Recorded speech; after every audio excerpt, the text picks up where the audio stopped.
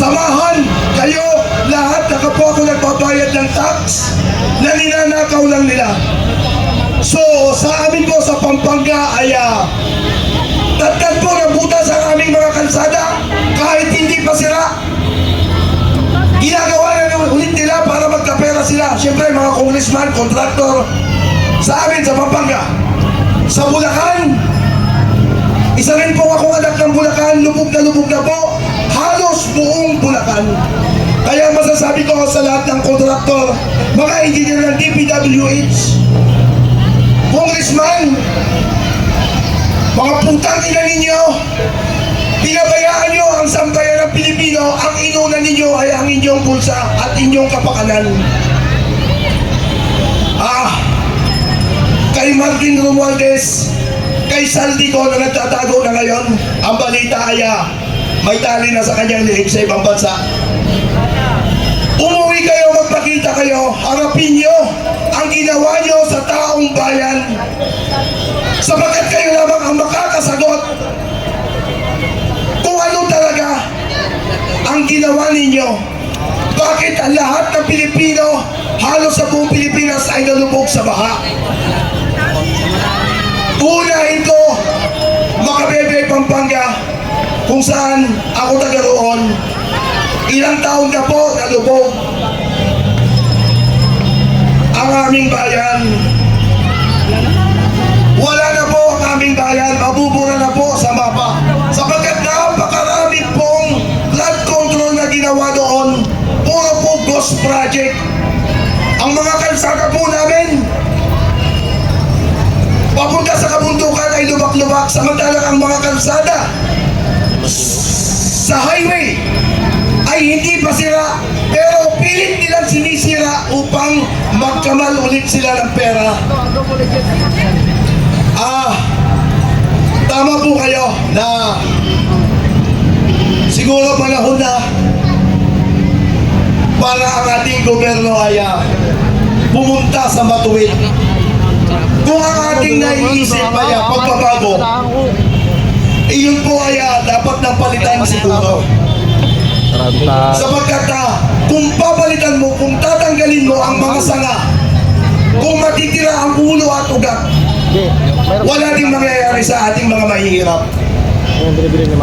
So ako po ay galing ng Pampanga, nagsalita dito kasi idol ko si Kuya Park, pinagsalita niya ako dito.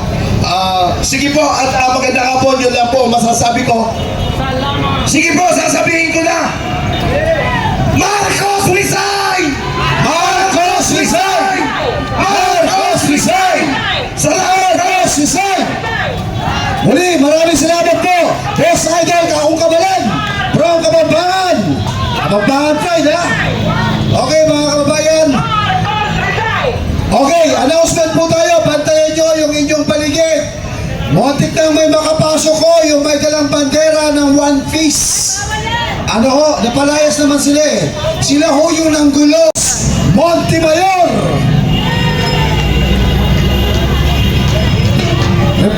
Rebellious Montemayor. Ano na po ba?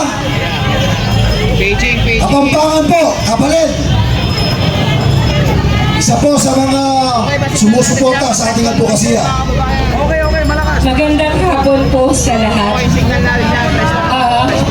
First time ko lang po magsalita ngayon dahil hindi ko na po talaga makayanan yung aking problemang hinaharap. Dahil po sa flood control, ang tatay ko hinaras at tinabot ng DPWH ng taga-Pampanga. Namatay po ang magulang ko, tanggap ang cheque, na hanggang ngayon po hindi ko pinapalit. Ang nanay ko po, nasaksihan niya, sinampahan po ako ng expropriation case sa RTC ng Pampanga. Nasaksihan po ng nanay ko kung paano kami paglaruan ng isyam na judge sa Pampanga, kung paano ipinasa-pasa sa iba't ibang korte. Hanggang namatay po ang nanay ko, hindi ko nakamit ang justisya. Hanggang nagmakaawa po ang nanay ko, August 13, sinikap ko po kahit alam kong ilang buwan ang natitira ang taning ng buhay ng nanay ko. Sinikap ko pong makarating sa DPWH para makausap at magmakaawa, maibigay na ang karapatan ng nanay ko sa tinamaan ng flood control. Ngunit, noong August 13 po yun, hindi nila kami pinagbagyan 2019. Kaya ang nanay ko, 2019 October 22, namatay po siya. Isang buwan lang po ang pagitan. Ito po yung project na tumama sa lupa naming pribado.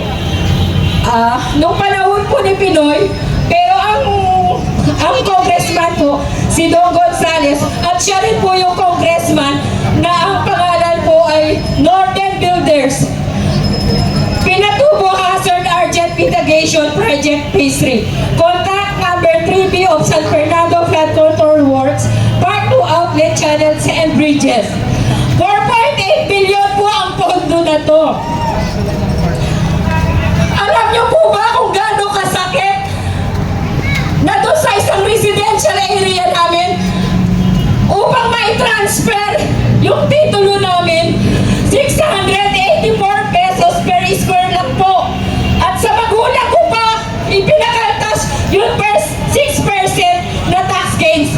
So nag-file po ako ng annulment of sale. Hindi ko rin po nakamit ang hustisya dahil ipinagkait po sa akin ng Regional of Trial Court.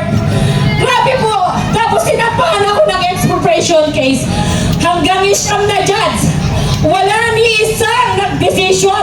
Puro pananakot ang ginawa sa akin at gusto nilang i-contempt nila ako sa City San Fernando ng Regional Trial Court. So ngayon po, napakasakit sa akin.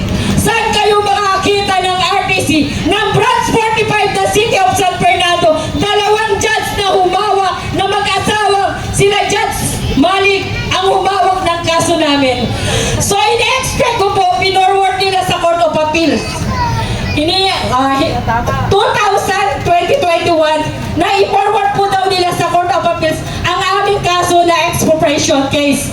Mula 2021, naghihintay po ako kahit anong klaseng notice na galing sa Court of Appeals. Ngunit, wala po akong natatanggap. Pero August 27, 2025, nakatanggap po ako ng sulat galing sa Court of Appeals na indirect for contempt.